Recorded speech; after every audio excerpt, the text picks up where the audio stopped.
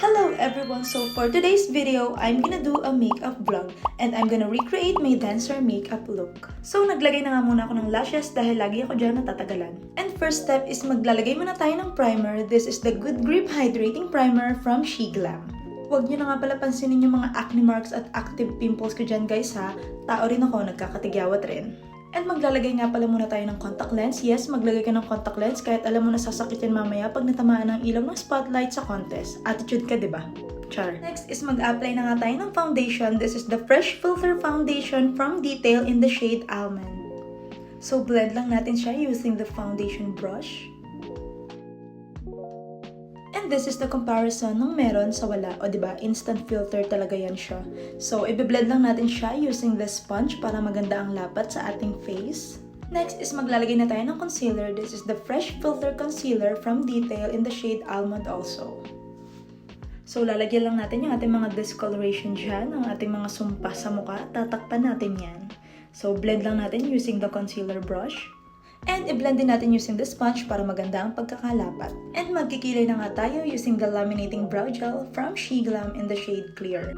Yes, kahit brown yung laman yan, kapag in-apply mo na yan sa kilay mo is clear yan. So ayan, i-laminate lang natin ng maayos ang ating kilay and after that, i-fill in lang natin yung mga space using the Bia Eyebrow Pen in the shade Gray Brown. Yes, mumurahin lang yan sa TikTok pero palaban yan.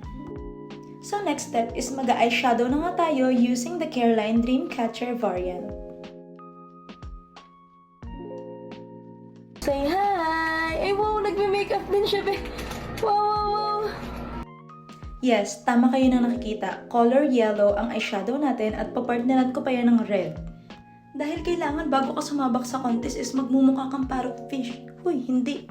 So short story lang no. Before, pag nagko-contest kami or nag-guesting yung grupo namin, talagang, pasiklaban ng eyeshadow. Kahit sa jeep, nagme-makeupan talaga kami, Hindi pwedeng sasayaw kami nang hindi kami magmumukhang color palette dyan.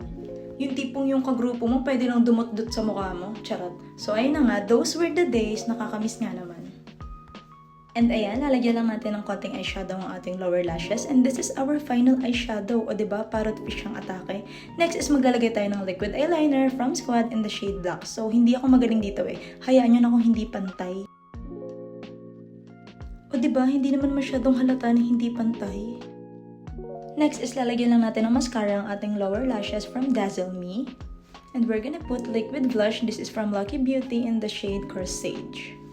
So, i-blend lang natin siya using the brush. Next is maglalagay naman tayo ng contour. This is also from Lucky Beauty in the shade Bikini.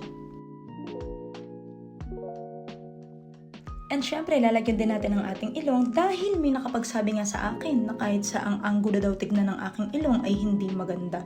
Na para bang ang perfect nila. Huy! So, eto na po. Pasensya na kayo. Iko-contour ko na lang muna siya sa ngayon. Kapag pinayaman na ako ni Meta, huwag kayong mag-alala. Ipaparitoke ko yan para sa inyo.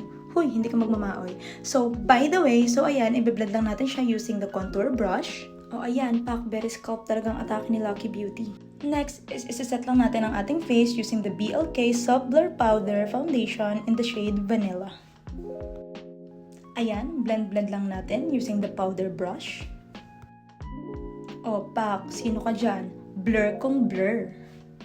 So next is maglalagay naman tayo ng powder blush from Detail in the shade Hibiscus. So ang purpose nito is para mag-long last yung ating blush. Since sasayaw nga tayo, kailangan natin ng pakak na makeup.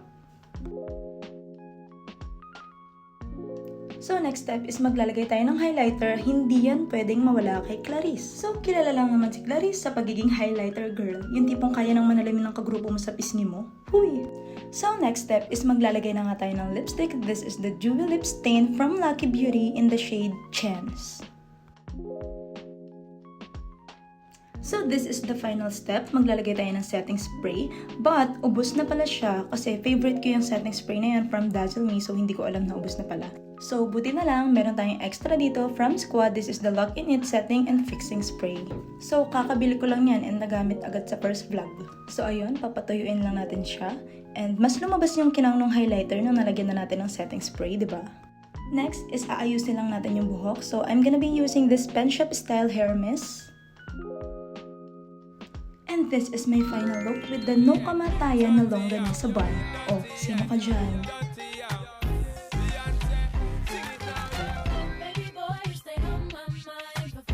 So that's all for today. Thank you for watching!